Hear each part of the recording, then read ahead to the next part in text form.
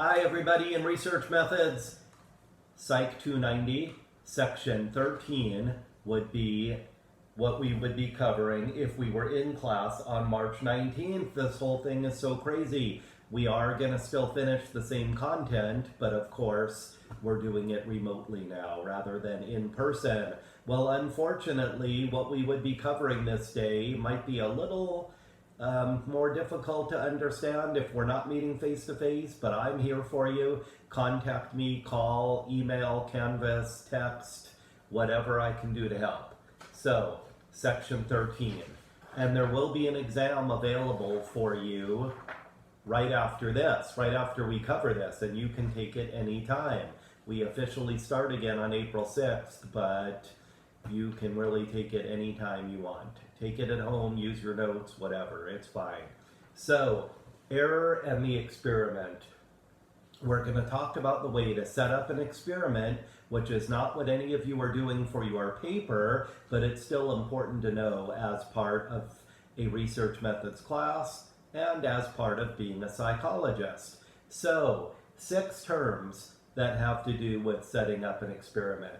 First of all, an independent variable. Whatever it is that you are changing or manipulating for people is the independent variable. So that is basically what your study is about. For example, does a new medicine work better than an old medicine? The independent variable is the medicine. Does counseling really help kids with anger management problems? The independent variable is the counseling.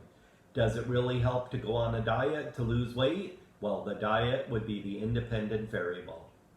The dependent variable is what you measure at the end of your study. It's the outcome variable. So what are you going to measure it with a diet? Well, weight loss would be the dependent variable, of course. What about with counseling? How angry the children are at the end of the time period, whether it's 1 month or 6 months or whatever. What would you be measuring with medicine? Well, whether the symptoms are reduced or cured. The dependent variable is the outcome. You need a control group in most experiments, not all. Some experiments don't use a control group. If it's a deadly illness, you don't want a control group because the control group is the group that gets nothing. So obviously you don't want to do that to people if it's something really serious and perhaps even deadly. So the control group gets nothing. The experimental group gets the treatment. They get the independent variable. So they would get the medicine, they would get the counseling, they would get the diet, and you compare them to people who get nothing. Now here's where it gets a little tricky. There are 3 ways to give people nothing.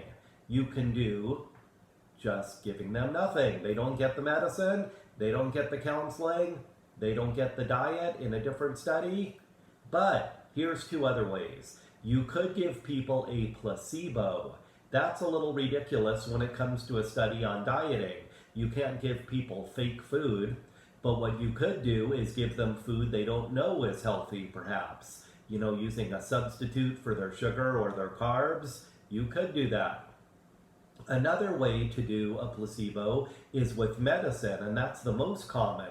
You do give people a pill, but it doesn't have the medicine in it. So it's a placebo. You're fooling them. So you're still giving them nothing, but you're fooling them into thinking they're getting the treatment. And the third way is perhaps the most common. It's called business as usual. You tell people to do just what they normally would do as part of the control group. Dieting studies do this all the time. Maybe you have 100 people who get the actual diet, and the other 100 people you say, just keep doing what you normally do for the next month. And then you measure everybody's weight at the end of the study. That's the dependent variable. Extraneous and confounding variables. Good thing you're watching this recording, otherwise there's no definition in the reading packet. Maybe there should be at times like this.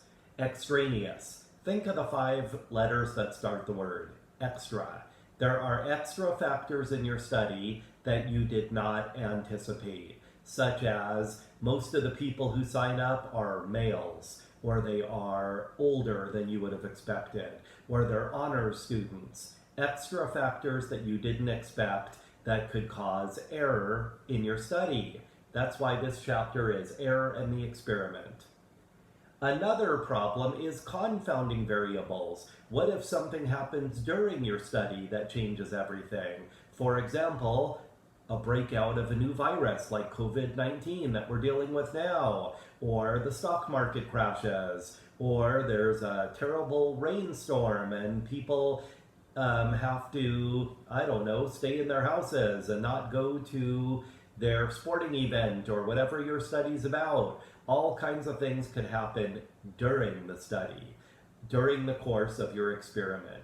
That would be a confounding variable. Whereas extraneous variable, that occurs before your study even starts. Too many of one gender, one age group, one race or ethnicity, one type of person, like I said, they're all honor students, that could happen. Second half of the page, experimental designs. We are going from the least scientifically sound to the most. I hope you're following along on this page. I would highly recommend it because that is the best way to learn. Single group post-test only.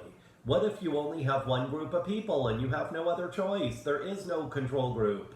When I teach research methods, that would be true for me, especially if the other professors at the college are not teaching it that semester. I don't have a control group.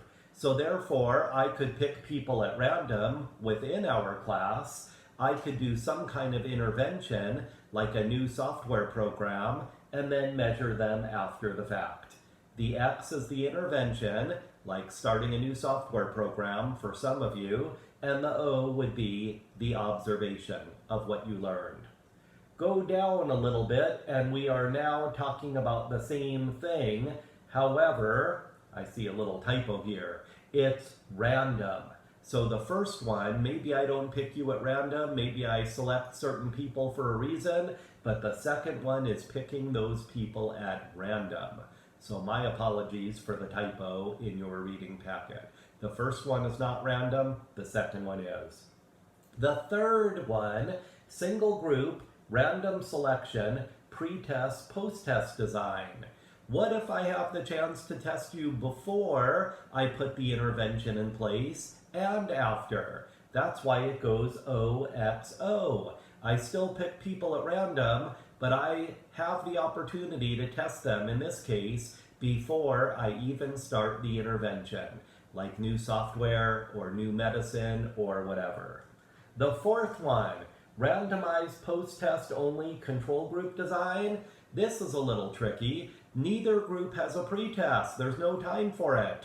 But I do an intervention with one group and no intervention with the other group. That's why they're both random. One group gets the X, the intervention, whereas the other group gets nothing. They are the control group. And at the end of the study, both of them will be tested to see if they're any different. The group that got the treatment and the group that did not. The fifth one, and second from the bottom, is just a typical experiment. You have two separate groups. It's called randomized pre-test, post-test control group design. Sounds fancy, but it's pretty simple. Two separate groups that are picked at random. They both get a pre-test. One group gets the treatment. The other group gets either business as usual, no treatment at all, or a placebo. You're faking them. But either way, they're not getting the independent variable. And then at the end, you measure both of them to see which group is higher, lower, different than the other, or whatever it is you might be measuring. Last one, the Solomon 4 group design. You might notice that all of the possibilities are covered. And I'm going to be very nice when I grade this exam, and as long as you say that, you will get it right. What makes a Solomon 4 group design different? Well, it's that every possibility is covered. You have one group where they get nothing but the post-test, because I want to see what's going to happen over the course of a month, perhaps. The other group, same study, same month maybe that I'm studying them, but they do get the intervention, but no pretest. And at the end of the month, I'm going to measure them. The third group, they get a pre-test and a post-test, and in between I do some kind of intervention. At the end of the same month, I'm testing them also to see how they've changed. And the fourth group, they get a pre-test and a post-test, but no intervention. And at the end of the month, I would measure them also. So, that fourth group, why did they get a pre-test and post-test, but nothing in between?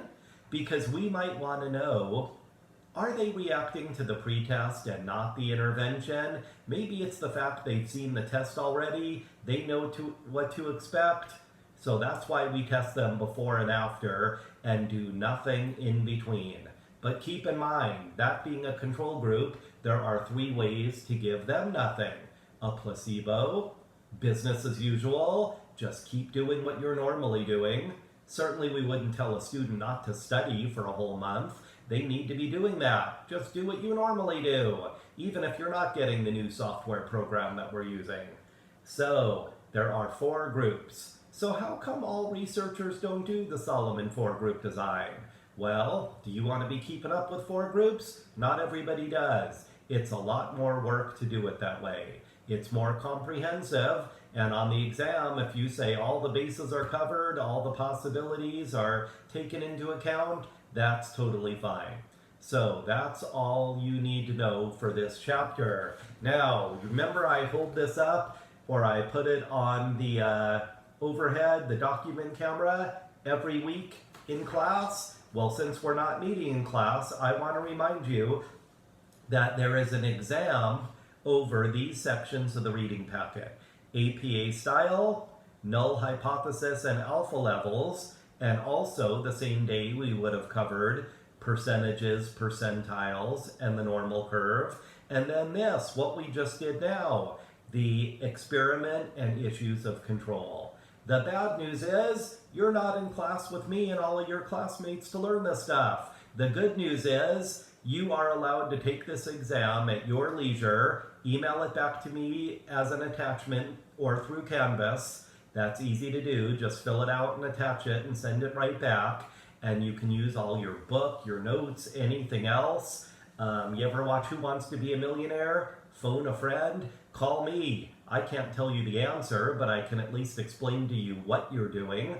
You have my phone number in the syllabus, 480-779-9883. Let's make this work together. These are uncertain times for all of us, but we will make it happen. So let me know what I can do to help. That's it for this one. You are now ready for exam number 4.